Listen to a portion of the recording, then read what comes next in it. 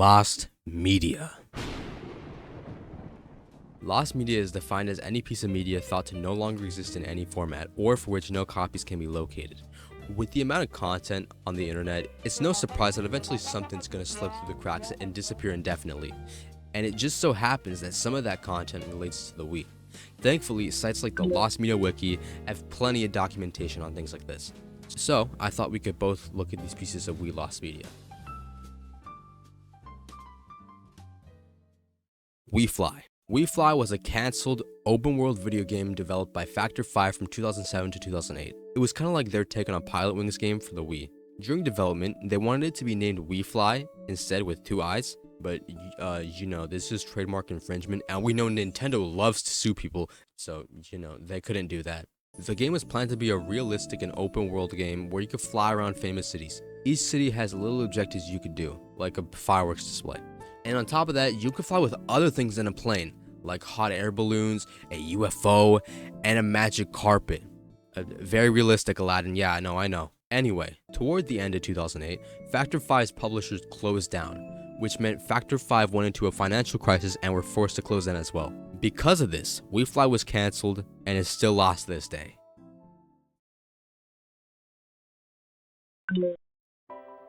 I'm pretty sure we all know what Super Mario Galaxy is, and if you don't, what the fuck are you doing, bro? Go buy a copy. These builds were shown off at E3 2006 and 2007. The only one that's really different from the final is the E3 2006 build.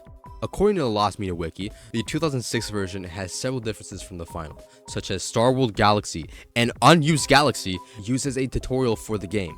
And obviously, people were really interested about this, so they said, hey, we should contact Nintendo about this. And guess what? They didn't respond. Both E3 beta builds of Super Mario Galaxy haven't been seen since. Now, as you know, the point of Lost Media is for it to be found, and that happens plenty of times.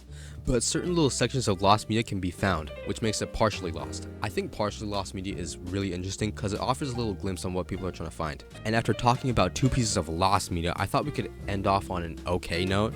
So here's a piece of partially lost media.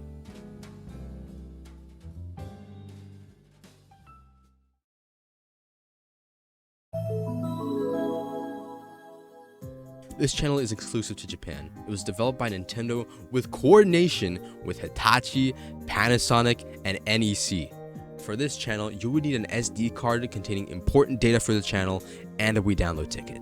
The channel combined data from Wii Fit and the DS game Personal Trainer Walking, which, okay, cool, but what does Hitachi, Panasonic, and NEC have to do with this? Basically, they would pitch in by integrating the channel with their own health clinics and internal health systems. So, how does the channel work? Thankfully, there's a graph which shows us this. Now, it is in Japanese, and I'm not going to translate that right now because it's 1 a.m. when I'm writing this, so I'm going to try and interpret what this graph is telling us. Okay, so we got the user on one side and the doctor on the other. The data from that walking game and your weight from the Wii Fit balance board, or maybe even data from the Wii Fit game, gets sent to your doctor. Your doctor looks at the info and gives you shit to do to make you healthier. You do the activities, cycle continues. We got the channel now, so why is it still considered partially lost? There's a whole myriad of requirements. You need to have a save file from a Japanese version of Wii Fit or Wii Fit Plus, a Wii Connect 24 connection, and a valid friend code. Now, what do you need this stuff for to access? The main menu. All that shit for the main menu only. On top of that, you need that special little SD card your doctor gave you if you want to go anywhere past the main menu. Oh, what? Did you lose the SD card? Well, great going, Simon, because your doctor's not getting shit now. So obviously, nobody could get through because, the missing SD card.